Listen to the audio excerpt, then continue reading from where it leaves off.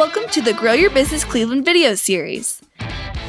Co-producing and appearing in the series, the talented GYB CLE interns. Supporting sponsors include NOAC, a regional partnership of Chambers of Commerce. New Image Media, Northeast Ohio's most recognized name in video for business. In this episode, Michael Dealoia, Tech Czar, columnist, and entrepreneur, shares how to improve the Northeast Ohio's tech community in 3 easy steps. After the tip, we go backstage and learn about Michael's reign as Cleveland Tech Czar, Charlie Brown moment, Audacious Grandfathers, and more. My name is Michael Dealoia. I'm the tech columnist for the Plain Dealer. Today, we're going to be chatting about how to improve the Northeast Ohio tech community in 3 easy steps. So the first easy step to improve the Northeast Ohio tech community would be capital. We have a dearth of Series A capital right now. Northeast Ohio has been just phenomenal in creating the startup environment. So there's a lot of entrepreneurs right now creating their own little companies and getting funding for that. However, as they grow to a certain point, there's no capital to help them. And so what we need as a concerted effort in Northeast Ohio is to create the next generation of Series A capital and venture capital funds for the entrepreneurs. It'd be great to see some of the banking companies create a program for the emerging growth or startup company in Northeast Ohio. Just like you would for a credit card as a college student. You get the credit card, you earn a little bit of credit. The same for startup companies. They need to earn their credit, but the banks also have to give it. Scale is the two-sided coin, right? It's Janus, the two-faced god in Roman history. For example, in Silicon Valley, scale is an easy proposition. You take 2 people out of Apple, put them in a room with $5 million, and in 3 years they'll have a $100 million company. Scale is revenue generation. And in Northeast Ohio, we've had a bit of a problem scaling our companies up to a size where they can, 1, take on additional capital, hire a number of individuals. There's a second side to scale as well, and that is, do you have enough people in Northeast Ohio to help the company scale? In this case, I think we don't have enough human capital to scale the companies that we have. There are, however, really interesting platforms to make that happen. Tech Elevator being one, where you train for 8 to 12 weeks to learn a technology trade and then jump on into the tech company. But also, I think immigration could be a great solution to solving this problem in Northeast Ohio. You know, talking about does Northeast Ohio have the appropriate culture to succeed?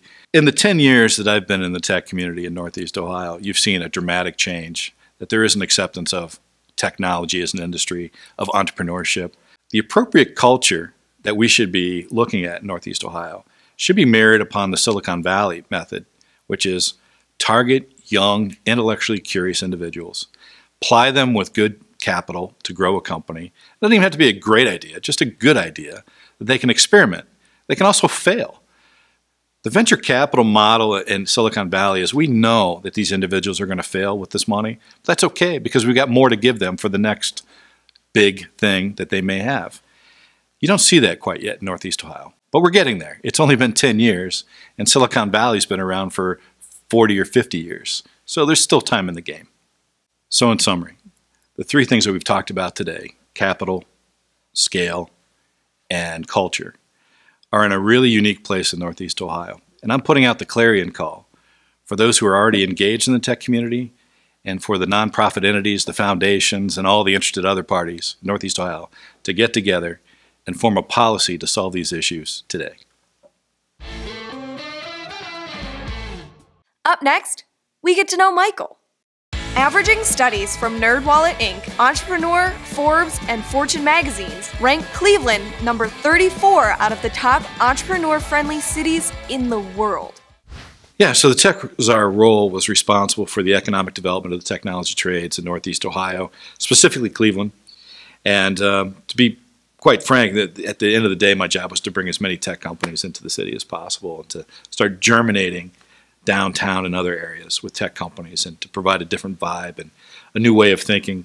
You know, back at the time, the city of Cleveland had an understanding that they really needed to become part of the new economy as opposed to the old economy. And this was going to be the point person to help make that transition. So I was very humbled and honored that Mayor Campbell selected me as the second Tech Czar and the greatest Tech Czar of all time to fulfill that job. And I miss, even to this day, City Hall. It's one of the greatest experiences of my life to be in that old building with newsmakers every day. So you'd be reading the plain dealer, and you'd look up and there was the person in that particular article. It was very cool. And some of the back room moments. I'll always remember this time where I was invited into the mayor's office, and it has to be one of the most beautiful offices on the planet. And there's photographers in the background taking shots of us as we're working on a particular policy issue. And I thought, man, I feel like I'm in the White House. Like this black and white photo is going to show up with me and John F. Kennedy in it or something to that effect. Really a magical moment. A lot of good moments there. According to LiveScience.com, the existence of Antarctica was completely unknown until the continent was first spotted in 1820. It wasn't until 20 years later that it was confirmed to be a continent and not just a group of islands. When you typically ask someone about the most exotic place they've been to, it always references like Hawaii or Pago Pago, and I'm not even sure where that's at. But my most exotic place I ever went to was Antarctica, the seventh continent, the hidden continent. Super vast, big, ice, animals everywhere. People don't think that, but so it was really exciting. I was walking down a beach again with literally thousands of seals everywhere. And I just happened to look back, and there's a seal, like I could see in the background. And she rammed me like a Viking boat, like a Charlie Brown moment, right in the back. Boot one way, my backpack another, my hat, I'm sure, popped off. I mean, there's a lot of force with the 400 pounds hitting you, and but I survived. It was great. We had a little moment between the two of us, and I courageously picked myself up, grabbed my things, and ran the hell out of there as quickly as possible. A quote from Steven Spielberg says, "The delicate balance of mentoring someone is not creating them in your own image, but giving them the opportunity to create themselves." Yeah, my influential mentors were my two grandfathers. I was close to both in different ways, but one was a gentleman named Tuffy Brooks. He was a football player in high school, and he ended up playing for Indiana University, and then was recruited by the U.S. Army in '42 to go fight World War II. Comes back and starts a chain of sporting goods stores, and there's nothing better than being a kid and going into a sporting goods store. More importantly, I learned from him how to treat people, how to communicate, how to lead. These are very important lessons that are subtle, more subtle than things you might learn in the classroom. My other grandfather was a gentleman named Michael Dealoia, and he owned a milk truck. He would travel the neighborhood, and back in the day, you'd have milk bottles and butter and what have you. And people loved Dominic Dealoia. I mean, he was a really interesting character, quiet behind the scenes, but had a public persona that was unlike anything I'd ever seen in my life. And I hope that in some ways I kind of mirror that. You know, there's a great quote in the movie Patton that reminds me of my grandfathers for a number of reasons. One being they were both in World War II. But two, in one scene, Patton looks at his generals and he says, and I'm very bad at French, but I'll do my best, "La douche, toujours la douche," which means audacity, audacity, always audacity. And my grandfathers both had that audacity that I think is imprinted on my entrepreneurial DNA. So how did Michael score as a Grow Your Business Cleveland expert? We gave a thumbs up for his clarion call, being a tech czar, traveling the hidden continent, and l'audace, l'audace, toujours l'audace.